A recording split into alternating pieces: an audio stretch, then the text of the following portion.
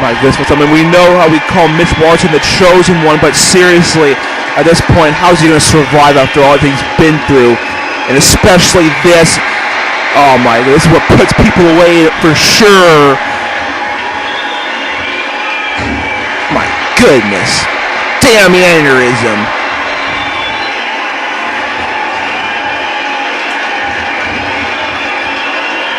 Of course, Vaughn goes for the pin here. That's all she wrote. Let's go for the replay here. Look at this. Vaughn trying to kill him with the reverse hook of the Vaughn onto those vertical steel steps. Of course, measuring Mitch Waterson with his running uppercut here. Thanks, guys. And then this. That aneurysm. Of course, that would cause them to bleed. Vaughn is the winner.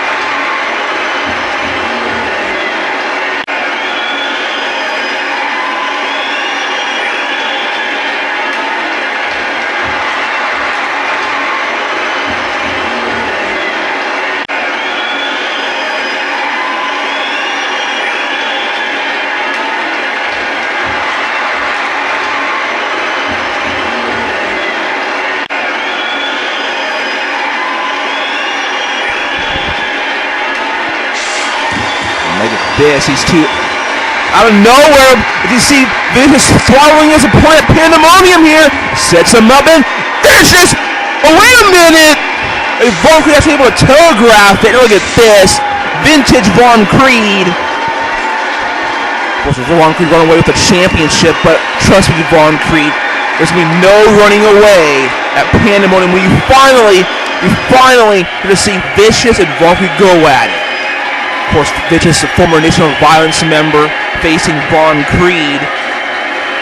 And Vaughn Creed's put Vicious through so many obstacles to get the nose title, but he's gonna get his opportunity finally at Pandemonium. So, folks, we gotta move on. I mean, many people have speculated that the person we saw earlier tonight go with that limo was the franchise player. And speaking of the franchise player, he might be at Pandemonium in the corner of Big Bird 2.0. Let's show what the franchise player is all about.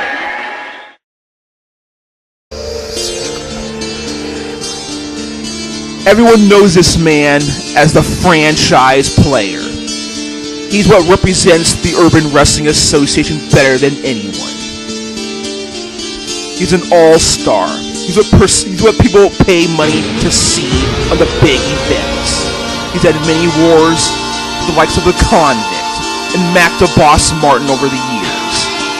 And they're all like so many others, they all succumbed to his might. But at Pandemonium 11, the unthinkable, the franchise player, will he truly sign with Uncle Sam, despite going after Luke Fowler and the Enforcer in the past? Will the unthinkable truly happen? Will he walk to the dark side? History tells us that it's all about justice. It's all about perseverance and overwhelming adversity. But will he truly make history at Pandemonium?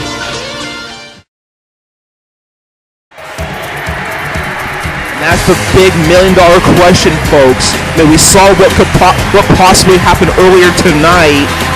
We saw what some people would say was a franchise player that came out of limo and went back into that limousine. That still remains to be seen. I mean, I personally thought it was a franchise player, but many people aren't so sure. But the truth is, what just happened earlier tonight Will the franchise player really truly be in the corner of Big Brother 2.0? Remember, folks, the franchise player is the best friend of Steve Ebert. Will he truly be on the team that's defying the originals? The only way to find out is to watch Pandemonium 11 live on Quick Per View and find out. But up next, folks, we have Mona Loca, who's one of the number one contenders for the women's championship. Will face both Coco and the women's champion Ursula Ariano in a huge no disqualification triple threat match. And right here, folks, I guess Mona Loca requesting some airtime. She's going to address the entire XX roster. We'll have to see what she has to say.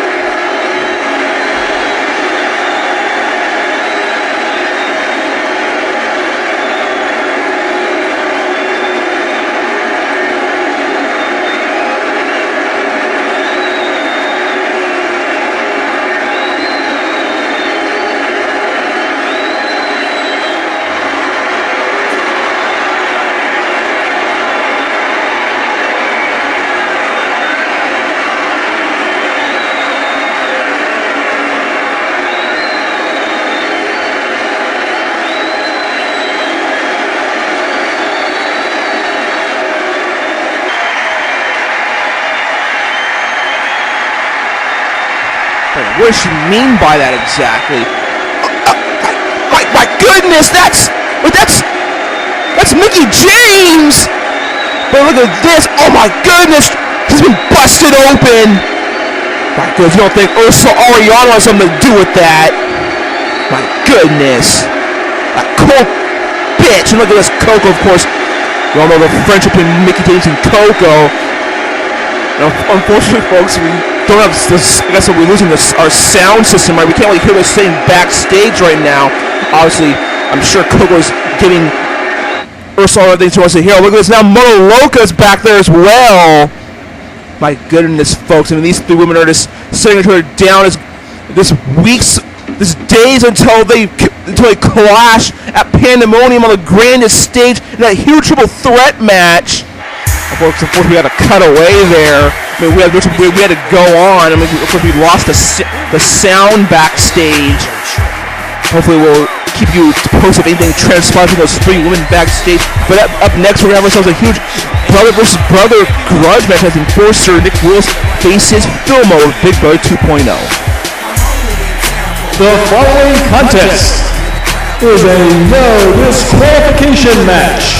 On his way to the ring, from Beaverton, Oregon, he is the owner of the UWA. He is Nick Willis, the Enforcer.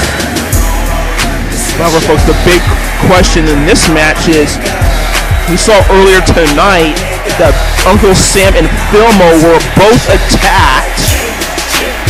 And of course, we have not received any word if Filmo will be able to compete in this matchup. We saw both Filmo and Uncle Sam attack backstage. Right after we just saw Luke and Ross get attacked by some unknown attacker backstage. So the question is, who, if anybody, will the Enforcer face here tonight? Obviously, if he faces Phil, he's not going to be 100%. He's not going to be in great conditioning. And look at this. Obviously, here comes the Taxman, who's going to be quite busy on April 15th, which is just a couple weeks away. I mean, it could be possible, maybe perhaps the Taxman will be replacing Phil Muller. We didn't see the Taxman get attacked earlier today. Now introducing his opponent, representing Big Brother 2.0 from Philadelphia, Pennsylvania, he is simply the Taxman. Some people may think he's much bait and switch if Fimmo can't compete here tonight, but then again, don't blame us for advertising it. We didn't expect them to get attacked earlier tonight. It wouldn't surprise me if, we all know the Enforcer Nick Wills, he wants competition, he wants to be warmed up and ready going into Pandemonium, that huge gang warfare match. So don't be surprised if the Enforcer Nick Wills is willing to face the Taxman instead of Filmo, which would be a good replacement in my opinion. And in my personal opinion, no disrespect towards Filmo, and we might get him a disrespect because he's part of Big Brother 2.0. The Taxman is clearly a step up from Filmo's in-ring abilities. And look at this, well, there's the bell, so I gotta say these two men will be facing each other. And so far, it looks like the Taxman is getting the upper hand with that huge knee. And so far, the Taxman is getting all the momentum, taking down the Enforcer left and right here. Yeah, definitely, indeed. Starting off with those elbow drops, dropping the hammer down on the spine of the Enforcer. Enforcer Nicholas coming back here. Guys, try to finish him off that right hand, that right shot, and couldn't do it. Look at this, folks! My goodness, you can see the elevation on that. I guess that's where those huge Scott Steiner-like arms come from. My goodness, Enforcer's packing some heat tonight. He has been training and working out like no other, preparing for the gang warfare match at Pandemonium. And think of it, folks. I mean, Mitch Waterson, he's not even 6 feet tall. He's able to take down a guy who is 6 feet tall with ease. A huge power bomb. I don't know how big those arms are, but they've definitely grown since the last time we've seen Enforcer in action. Oh, but nonetheless, Taxman still coming back here after you see that power bomb. I don't know, maybe just the Enforcer's lack of height maybe caused the lack of damage on that. I mean, who knows? I mean, sure looks huge to me. Actually, the phrase that looked huge, but nonetheless, Taxman still with the most offense right here. And now look at Enforcer. Oh my! Huge clothesline. He's got all the power behind that. And it's not often we see the Enforcer. Oh my! It's not often we see an Enforcer in the ring here, but when he does, it's definitely impressive.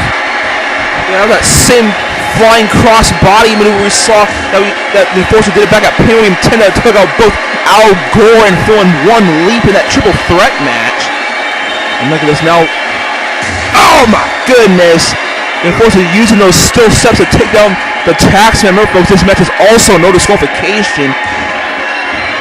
In recent weeks, we've seen all these one-on-one matches as UWA Originals guys take on Big Brother 2.0 guys. And now look at this, the Enforcer Nick Willis exposing the Spanish announce table. And the Taxman was able to get the upper hand while the Enforcer had his back turned there. That's the thing about the Taxman. You never want to, you can't turn her back. Oh my goodness! Cracking those, you saw the Enforcer get sandwiched between the announce table and those steps. My goodness, how much, oh my God!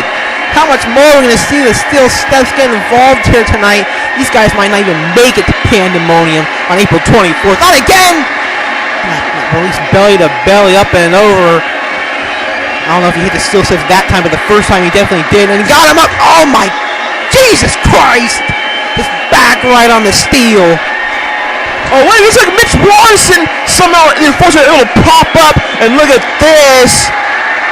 Oh, he's gonna be fired right here. It looks like the Enforcer's going for it. The pink slip. Oh my, that huge modified rock bottom taking down the Enforcer, giving him the pink slip. And now this could be it here. We could see this match could be all stroke for the Taxman's efforts. Oh, wait a minute. Some of the Taxman, despite all that, was able to kick out of the pink slip.